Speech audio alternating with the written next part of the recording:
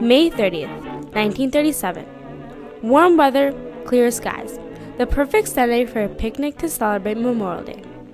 Families gathered to enjoy the holiday, but in the south side of Chicago, workers of Republic Steel were gathering for a very different reason.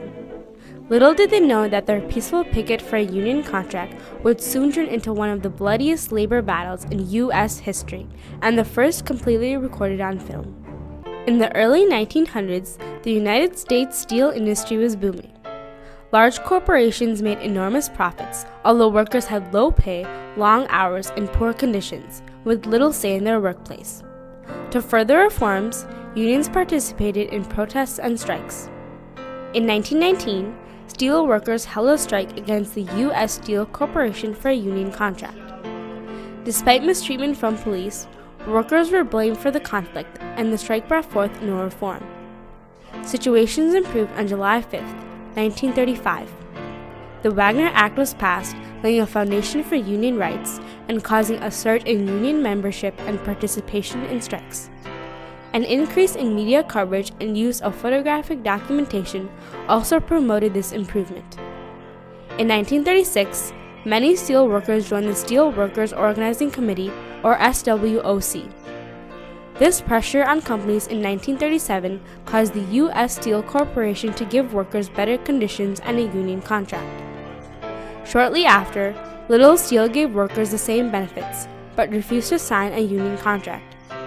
Republic Steel chairman Tom Girdler later claimed, "A surrender to the CIO was a bad thing for our companies, employees, for the United States of America. We were determined to fight." Thus began the Little Steel Strike of 1937. On May 26th, strikes, organized by the SWOC, spread across the country. Unlike other plants, the Republic Steel plant in Chicago continued production, gathering tear gas and weapons in preparation for the strike. The Memorial Day Massacre was a violent encounter between workers of Republic Steel and Chicago policemen on May 30th, 1937. The strike, caused by an exchange of weapons for protection between policemen and the corporation, attracted controversy due to its unprecedented media attention and photographic documentation. The newsreel and photos taken of the event altered public views about workers and sparked an exploration into using the power of media and photographic documentation to spread the truth. On Sunday morning, after a mass gathering at Sam's Place, the union headquarters, workers headed to the Republic Steel plant for a peaceful picket, hoping to finally persuade corporations for a union contract. As workers moved to surround the building, they encountered the Chicago police force, who had been waiting for their arrival, armed with weapons provided by Republic Steel in exchange for protection of the plant. When protesters refused to disband, cops began arresting them. Confusion followed as strikers encountered extreme violence.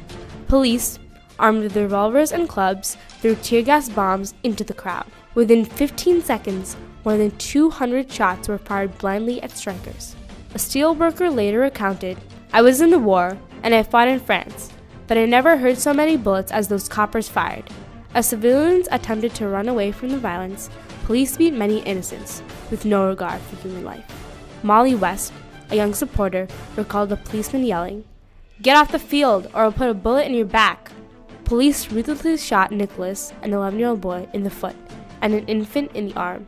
Shortly after, the dead and injured were tossed into wagons.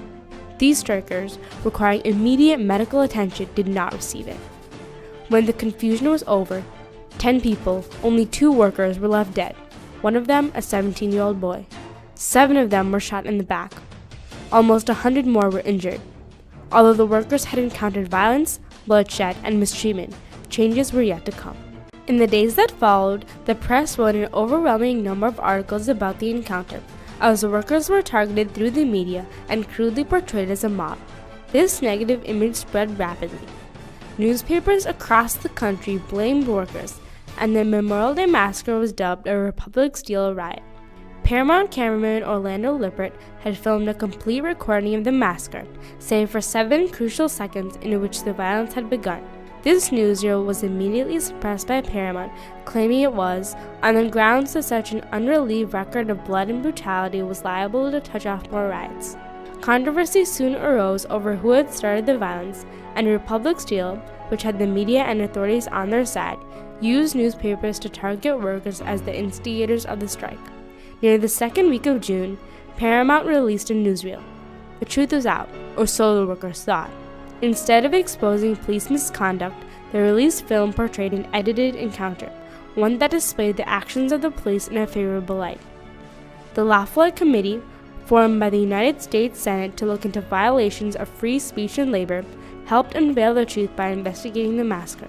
They discovered that several exchanges had taken place between Republic Steel and the Chicago Police Department. Republic Steel had supplied the police with thousands of dollars worth of tear gas along with ammunition and other weapons in exchange for police protection from strikers, employing almost 400 policemen to guard the plant. These exchanges facilitated police violence during the strike and led to the unnecessary loss of lives. After analyzing the raw newsreel and hearing multiple testimonies, the committee concluded that the encounter should have been handled with less force from the police. The uncut newsreel, released to the public in late June after the investigation, accurately depicted the incident and proved that the police were at fault. People were appalled at the violence, and their initial disdain for the workers turned into sympathy. Although corporations did not partake in this shift in views, in 1941, little steel caved. Companies finally gave workers the union contract they had so strenuously pursued. More importantly, the massacre set many precedents for the use of visual evidence. Since the strike was one of the first times such a brutal encounter had such extended media coverage, the press had an enormous impact on the public's views of the event. The media's bias, illustrated through photos and captions, prompted the public to side with Republic Steel and the policemen. This explored the power of media by displaying how the press could change public opinion by manipulating the story through the news.